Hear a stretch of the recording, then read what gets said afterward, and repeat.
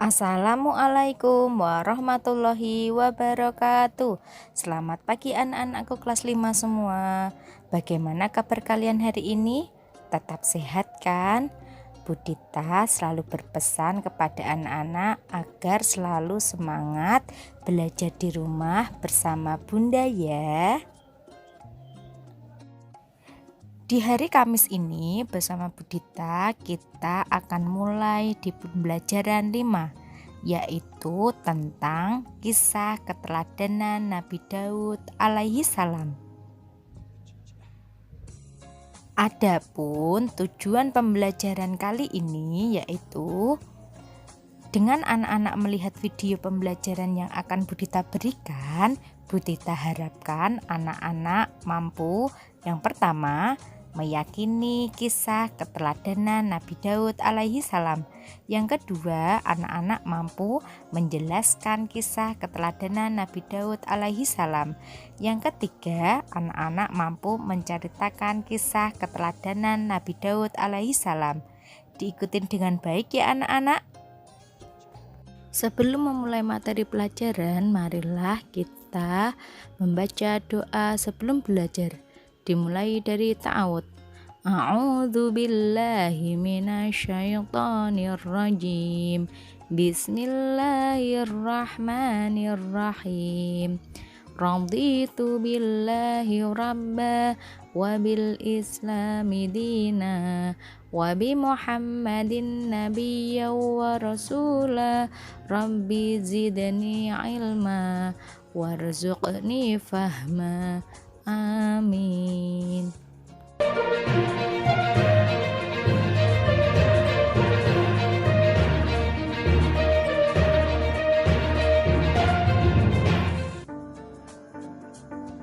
Nabi Daud alaihi salam adalah salah seorang nabi dari Bani Israel, yaitu dari Sibit Yahuda. Ia merupakan keturunan ke-13 dari Nabi Ibrahim alaihi salam. Nabi Daud alaihi salam hidup pada masa Raja Talut yang beriman dan Raja Jalut yang kafir. Ketika Nabi Daud masih kecil, terjadilah peperangan antara tentara Talut yang beriman dan tentara Jalut yang kafir.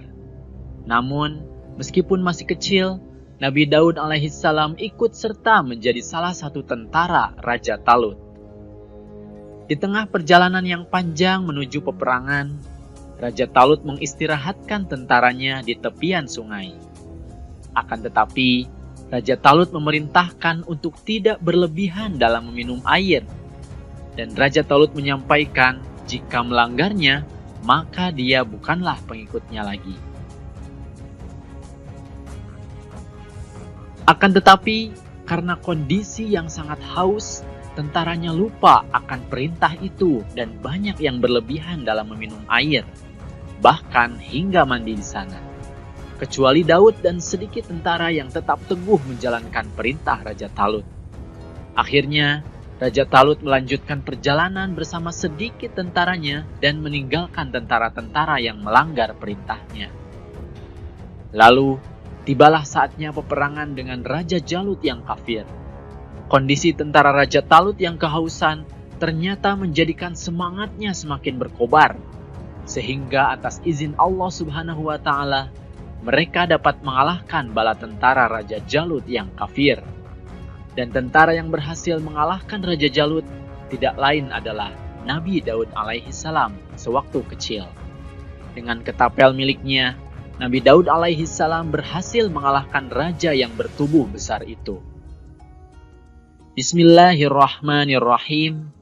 Mereka, tentara Talut, mengalahkan tentara Jalut dengan izin Allah, dan dalam peperangan itu Daud membunuh Jalut.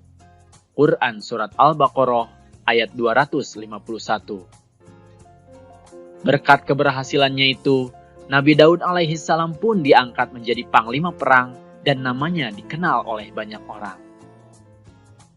Pada suatu ketika, sesudah Raja Talut wafat, Nabi Daud alaihi salam diangkat menjadi raja.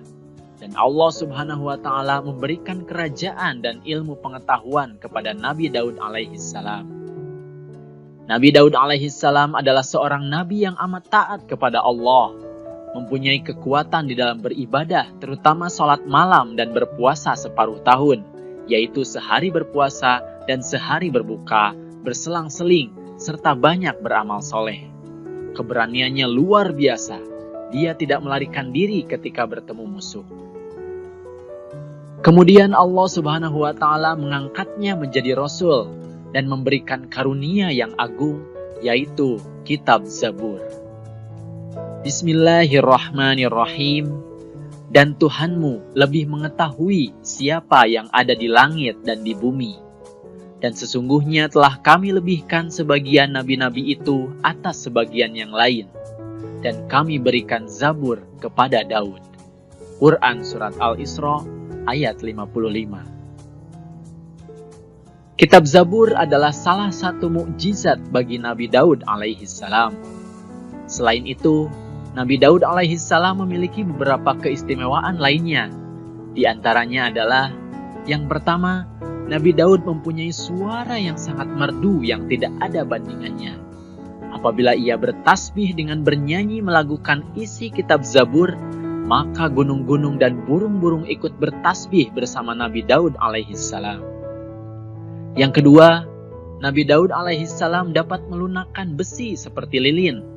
Kemudian ia dapat mengubah-ubah bentuk besi itu tanpa memerlukan api atau peralatan apapun. Dari besi itu, ia dapat membuat baju besi yang dikukuhkan dengan tenunan dari bulatan-bulatan rantai yang saling menjalin secara berkesinambungan.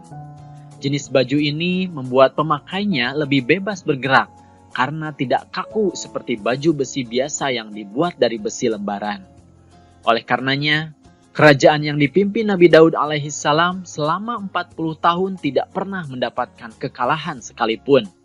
Pasukannya berhasil mendapat kemenangan dalam setiap pertempuran. Bismillahirrahmanirrahim. Dan sesungguhnya telah kami berikan kepada Daud karunia dari kami. Kami berfirman, hai gunung-gunung dan burung-burung, bertasbihlah berulang-ulang bersama Daud. Dan kami telah melunakkan besi untuknya, yaitu buatlah baju besi yang besar-besar dan ukurlah anyamannya. Dan kerjakanlah amalan yang soleh. Sesungguhnya aku melihat apa yang kamu kerjakan. Quran Surat Saba ayat 10-11. Setelah anak-anak mendengarkan cerita tadi, Budita ingin bertanya, kira-kira keteladanan apa ya yang patut kita contoh dari kisah Nabi Daud alaihissalam? Ya, hebat sekali. Yang pertama, kita harus mentaati perintah pemimpin yang membela agama Allah. Seperti Nabi Daud yang mentaati perintah Raja Talut. Yang kedua, kita harus memiliki sikap berani dan percaya diri. Seperti Nabi Daud yang tidak gentar untuk melawan musuh-musuhnya. Dan yang ketiga, kita harus senantiasa bertasbih dan bersyukur kepada Allah Subhanahu wa Ta'ala. Setelah anak-anak mencermati video tadi, silahkan kerjakan soal yang Budita berikan. Soal dan jawaban ditulis di buku PAI. Jangan lupa setelah dikerjakan, difoto dan hasil fotonya, hasil pekerjaannya diunggah di Google Classroom ya. Sebelum Budita akhiri pembelajaran hari ini, Budita tidak bosan-bosan untuk mengingatkan anak-anak agar selalu menjaga kesehatan dengan makan makanan yang bergizi dan seimbang, olahraga teratur, melaksanakan ibadah, serta mematuhi protokol kesehatan yang ditetapkan oleh pemerintah. Kita akhiri pembelajaran hari ini dengan membaca hamdalah bersama-sama. Alhamdulillahirabbil alamin.